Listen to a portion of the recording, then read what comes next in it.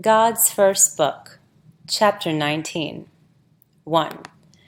And the angel of God appeared in the midst of the circle, in Sargis, and talked with them face to face.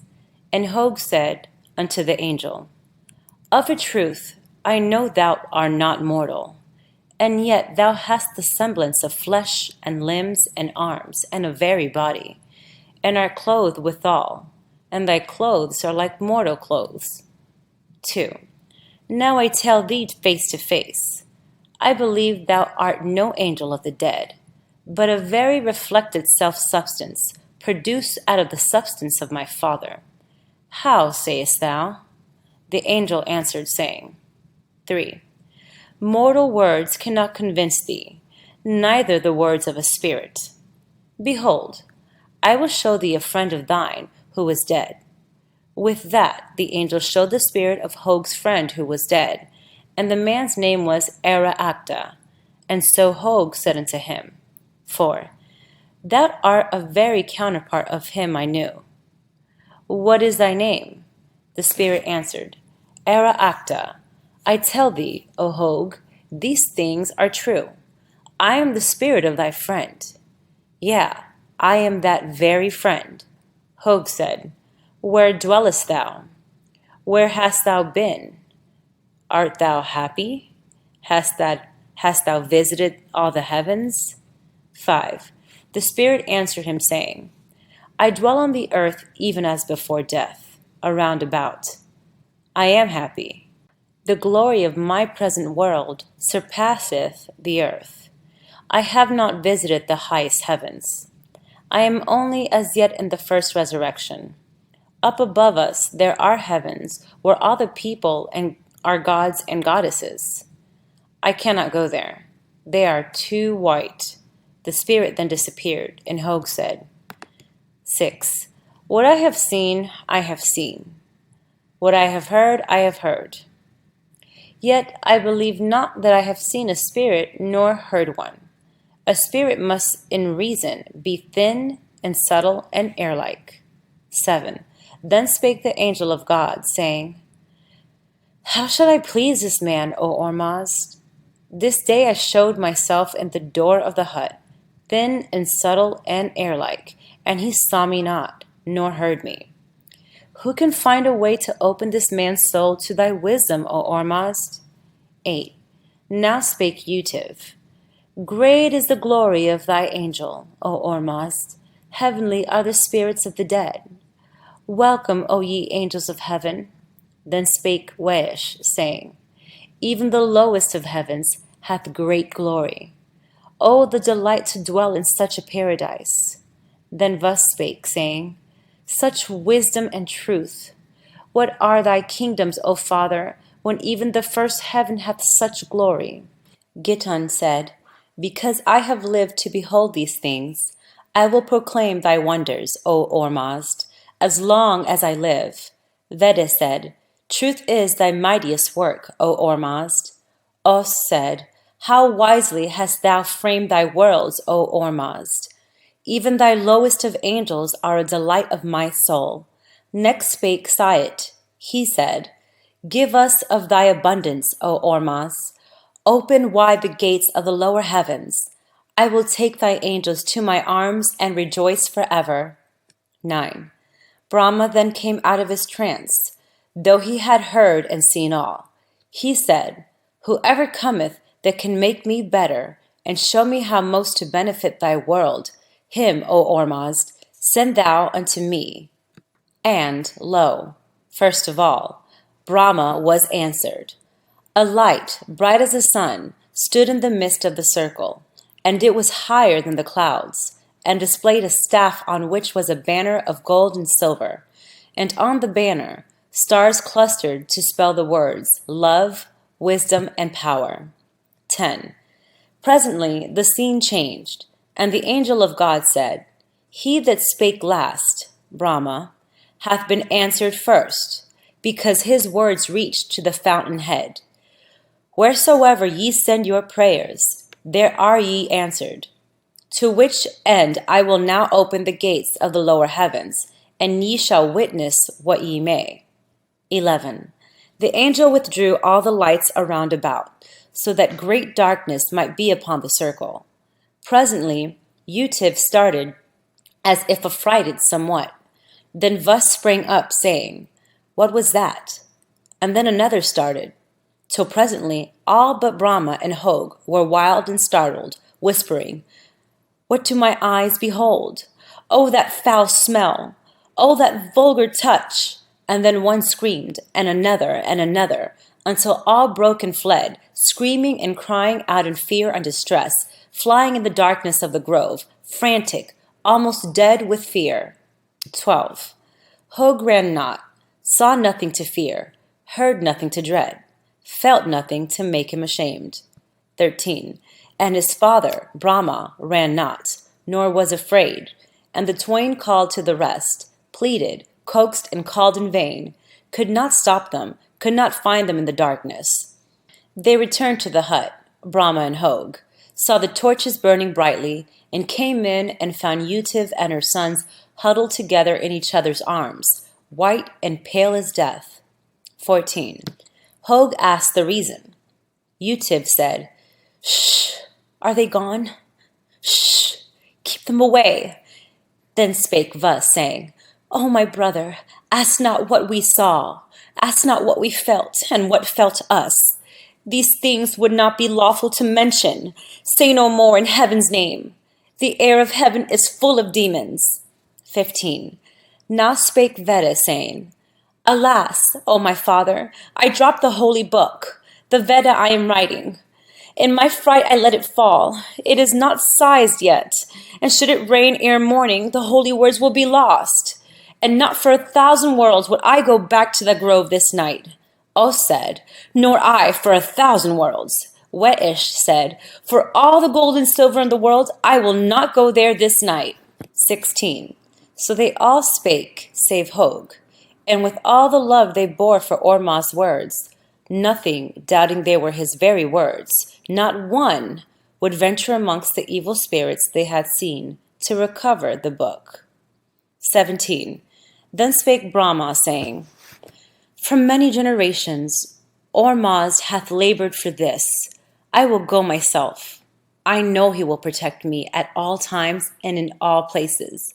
And Brahma rose up to depart.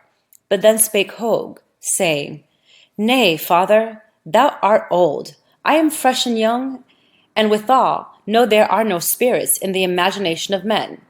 I will go alone." 18. Nor will I bear a lantern, nor a torch, nor will I whistle, nor sing. I will confront all the evil spirits of hell and their captains. I will recover that book this night, though I scrape every leaf from Ebon Grove.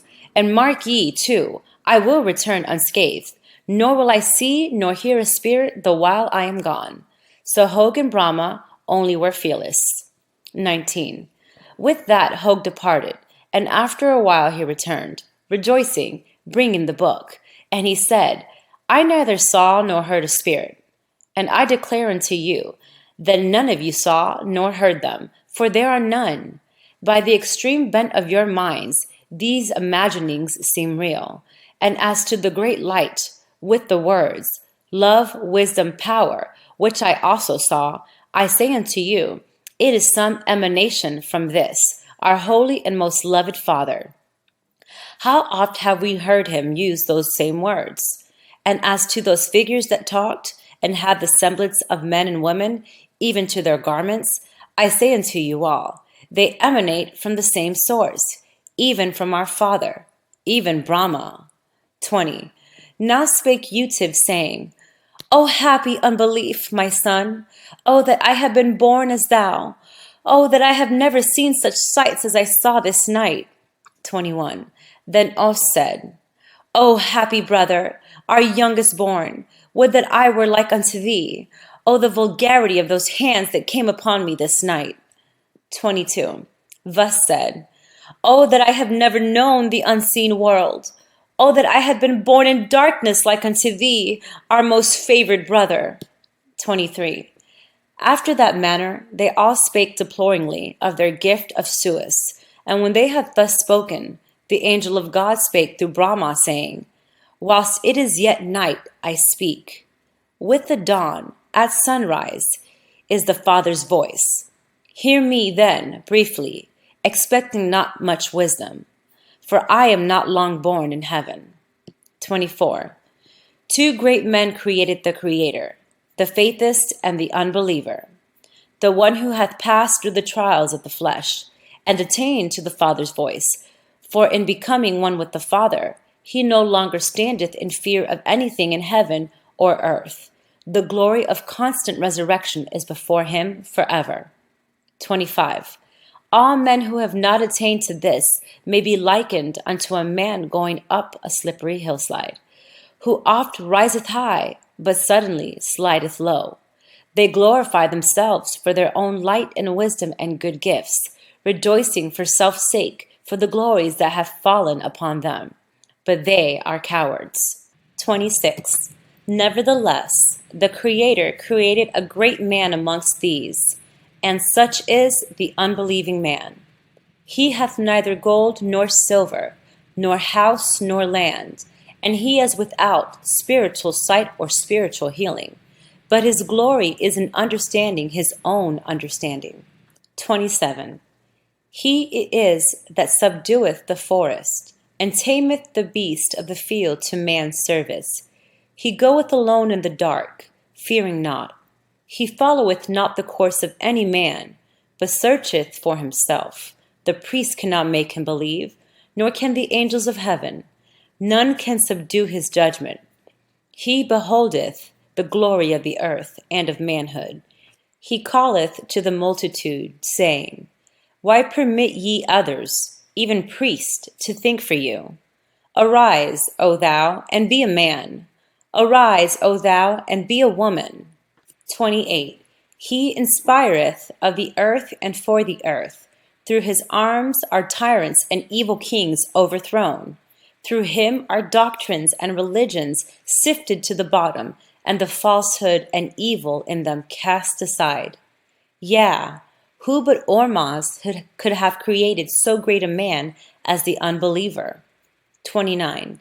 And these two men, the faithist and the unbeliever, do mostly all the good that is done in the world. The one laboreth at the top of the hill, calling upward, and the other laboreth at the bottom of the hill, pushing upward. Chapter 20. 1. On the next morning at sunrise, Ormuz spake again through Brahma, and Vede wrote down the words, and on the succeeding morning, in like manner, and so continued for 40 days. And in 40 days, behold, the Veda was completed. The holy words of Brahma were written. 2. God said to Brahma, Go now, and preach my gospel unto whosoever will hear, proclaiming liberty to all who will follow thee. I will be with thee to the end, and thou shalt take Utiv, thy wife, and all thy sons with thee, even Hog, the youngest born. 3. So Brahma went forth preaching by day, and exhibiting the spirits of the dead by night. But to the chosen he spake at dawn, in the early morning, the time the all-light was upon him. And his sons also preached and explained, and Utiv explained to all women how it was with her when pregnant with her sons. Only Hog preached not, neither opened he his mouth before the populace as to his unbelief. In his soul he said, These things may be true, and if they be true, it is well. If they be not true, still the believing of them by the populace worketh righteousness and goodness. With all my philosophy, I cannot move the multitude to righteousness. But my Father maketh them as a flock of sheep. They cease from evil, and they practice good fellowship. Therefore, I will stand by my Father to the end. 4.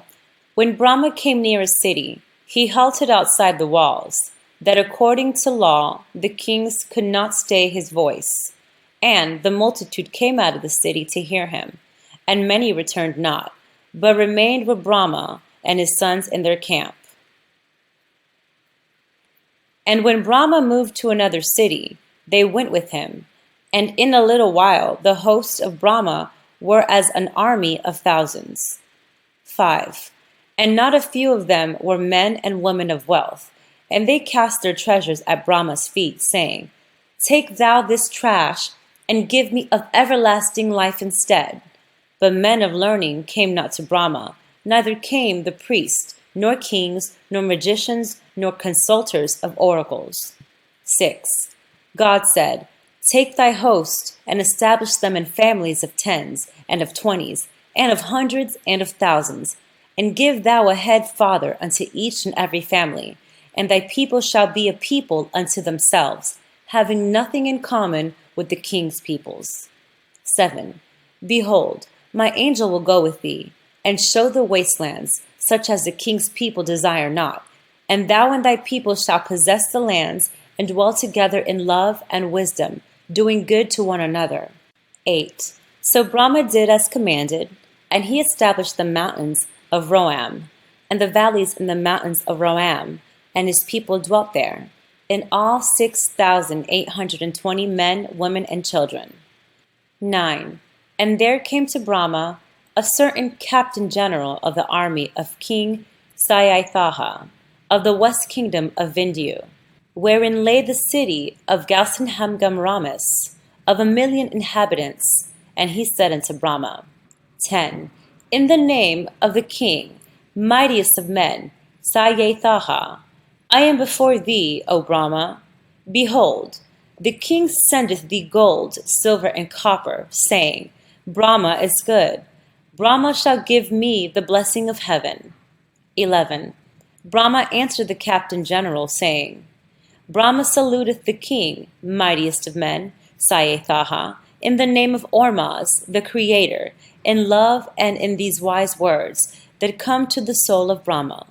Brahma sendeth the king's servant, even the captain general, back to the king, with his gold, silver, and copper, saying, Deal thou with thy Creator, and not with men. The Great Spirit holdeth all blessings in his own hands. Give him thy treasures. 12. The captain general departed and returned with his gold, silver, and copper to the king, and told the king Brahma's words. The king was pleased with the wisdom of Brahma, but withal felt rebuked and sore at heart. So Ormaz suffered Satan to possess the king for a season, and the king resolved to destroy Brahma and all his people. And he commanded the captain general to assemble together 50,000 men, with arms and ready for battle.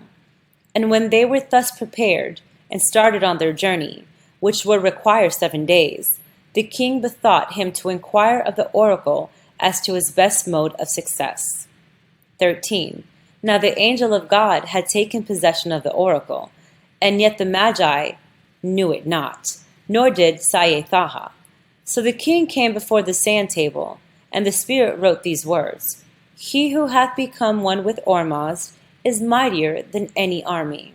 Take off thy crown, O king, mightiest of men, and thy golden robes, and all that is fine and fair to look upon, and clothe thyself in the poorest of garments, even as a drook that wandereth about. But thy crown and thy costly robes and thy raiment, fine and fair to look upon, put upon thy body servant.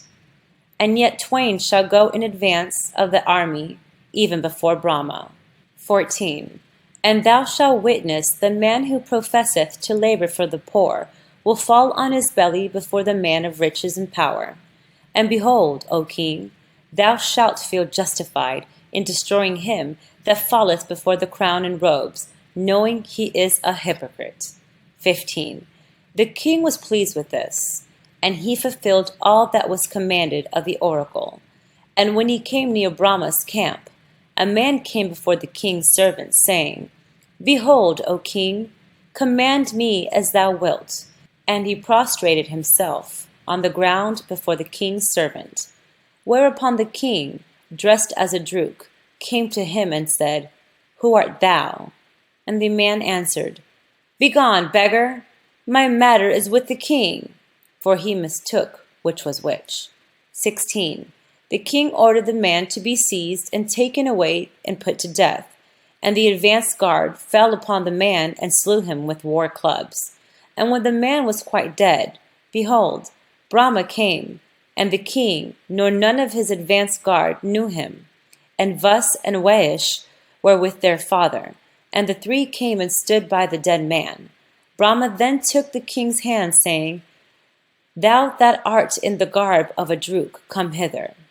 For thou hast flesh and blood unto holiness. Lay thou one hand on the dead, put thine other on my head, for I will prove Ormuzd before thine eyes. Behold, thou who hast tried to kill Brahma, killed another person. 17. And when the king's hands were placed, Brahma stood by the head of the dead man, and his two sons by the heart. And Brahma said, In thy name, O Ormuzd, and by thy power in me, return thou to life, O man, and arise, arise, arise. 18. And behold, the man was brought to life, and rose up and stood before the multitude. 19. The king trembled with fear, and the guard stood aback, amazed. And as for the servant arrayed in the king's garb, he cast aside the crown and robes, and fled into the forest. 20.